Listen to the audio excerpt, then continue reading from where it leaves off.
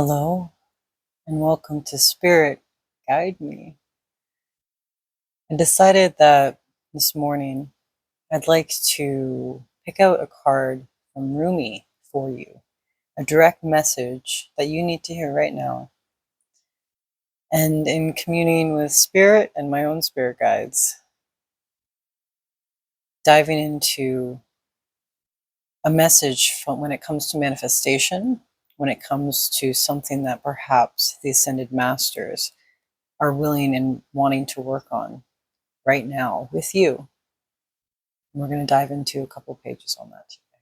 So, my name is Aki, A-K-I, like Akihiko, and let's get started.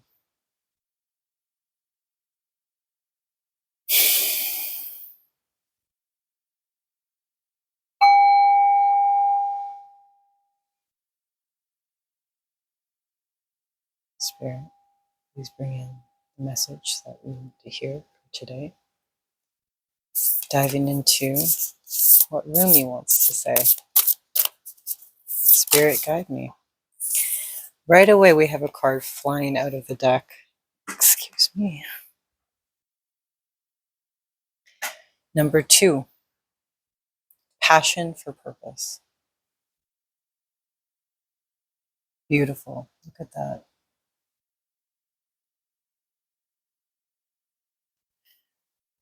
So this morning, it seems like we're moving on into a new direction. A poem from Rumi for you, my love. Love, like life, flows through the heart. Feel the thrill of the flow and say nothing. Do you yearn to find your way? To fulfill your divine destiny? To know the purpose of your presence within this sacred body on this earth, Mother? Your heart is questing for deeper meaning. It desires certainty as to your sacred tasks for this lifetime. Your heart wants to know why you were born. For what purpose? You must know that the answer to these questions is love. I bring you your answer, straight from the heart of the universe. Be wild within your passion. Do that which stirs your soul, even when it makes you uncomfortable. Especially then, for what is being truly alive if not a decision to be open instead of resistant? To be wild rather than comfortable, so that at any moment we will be ready for the invitation of the divine beloved to come closer. I call to you now, the you that is beyond your mind, the you that is the heart, knows that you that cannot deny life. To that you, I ask this question: what stirs the passion of your nature? Do that, be that. What a beautiful message. As we grow on the spiritual path, so too does our ability to serve life, to serve love, to honor humanity, and to offer a contribution that is unique to us, that could only flow in this particular way through the quality of our own soul light. Every light holds its own beauty, and every light has a particular task to fulfill on the divine path of love. To help us remember this, lest we get too easily distracted by the pain and stress that happens in life, lest we were given an inbuilt reminder. That reminder is our passion. We may think that passion is not particularly practical. We may feel fearful that with passion, there are no guarantees of success, or that we may even be throwing away a stable and secure life to pursue our passion. These are the fears of many in modern society, yet they are so misplaced. Life supports all beings based on their true nature. I'm going to say that again. Life supports all beings based on their true nature. Wow.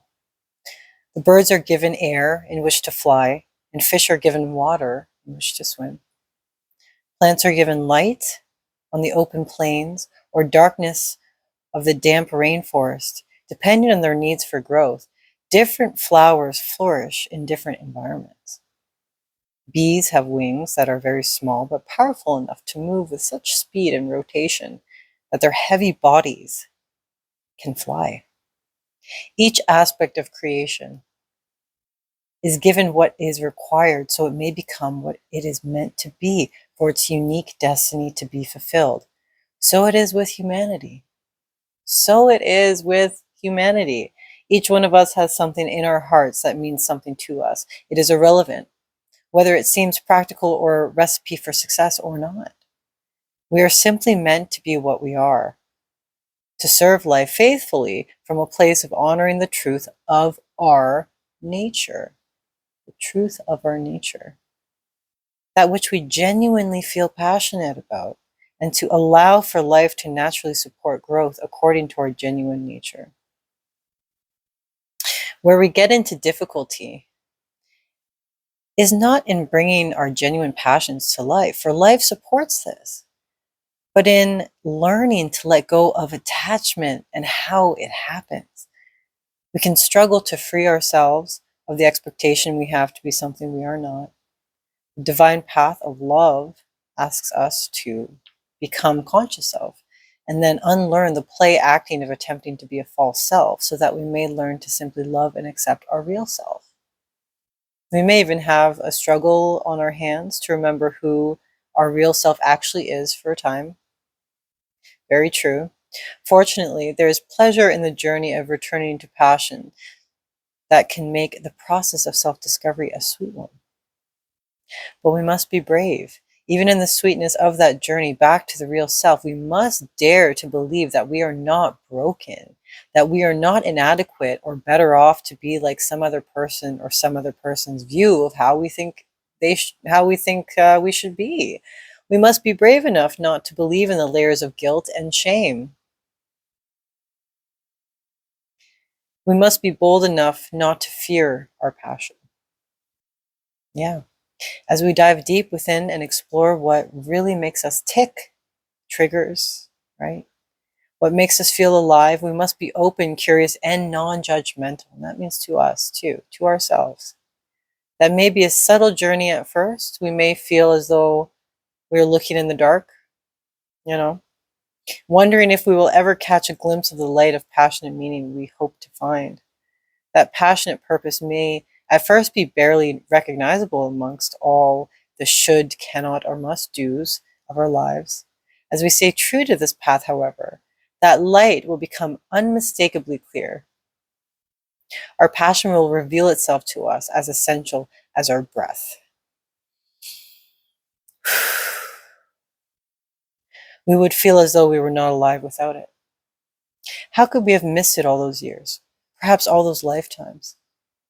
It will seem so obvious then, burning so clear in our hearts that it cannot be more obvious that we simply must live this desire, this passion, this purpose, or else spiritually perish into a shriveled up shell of a person, denied of life itself? No, that shall not be. Passion must and shall prevail. It feels like you are being initiated, I should say, into a more passionate time of your life. Your passion will reveal itself to you with more depth, nuance, and beauty than ever before. If parts of your life are disassembling or do not seem to be working out as you planned, these are symptoms of the passionate revelation. So be curious. Be curious and open to what presents itself in the wake of this falling away, the shedding of the skin. Be ready for the journey within now. You are strong enough to leave behind the need for external validation, whilst you learn to validate yourself. In time, soon enough, in fact, you shall reveal your innermost beauty and be witnessed and received, acknowledged for your innate value, purpose, and divinity. But for now, sweet beloved, dive deep, be defiant, and determined to honor your heart so your deep passion may be witnessed by you and eventually naturally make its way into sacred expression in this world. It's beautiful. I'm going to take a page from a very sacred text. I'm not going to tell you which one, but we're going to hear from the Ascended Masters now and see what one of them has to say about what I just read for you, this oracle card from Rumi.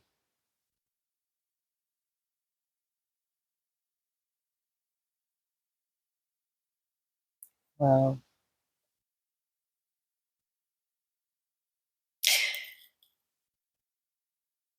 It's Jesus.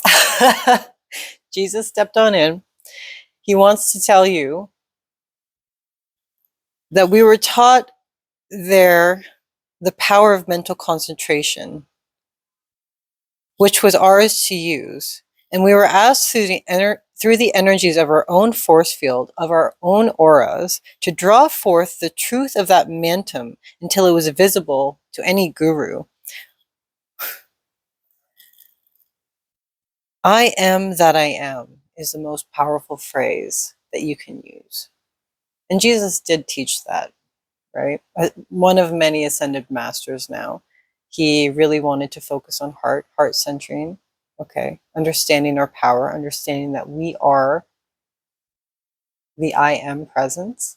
And what does that mean, beloved? The I am presence. We step into our power by first understanding and acknowledging that we are divinity itself. Each one of us is a different perspective of divinity. And in that case, each one of us is perfect. You understand? So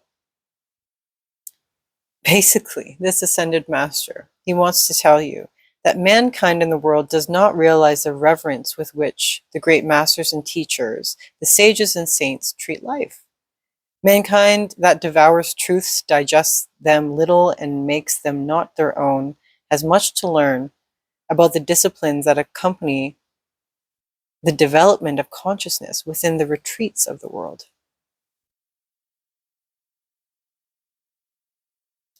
Light and consciousness. So really, really taking a hold of understanding your own true light and consciousness, really understanding that your own passions, the way that you are, your own personality, my dear one, it's perfection. You're perfecting your flaws. You're perfect.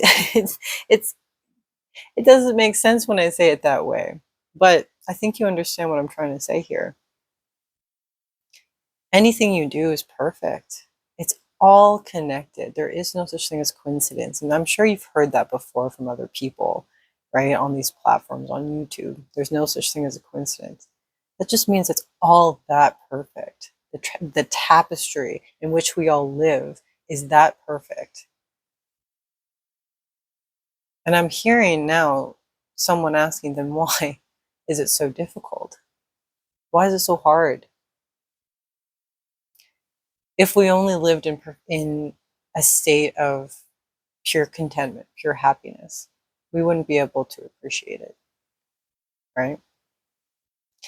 And we wouldn't be able to grow and expand from that appreciation.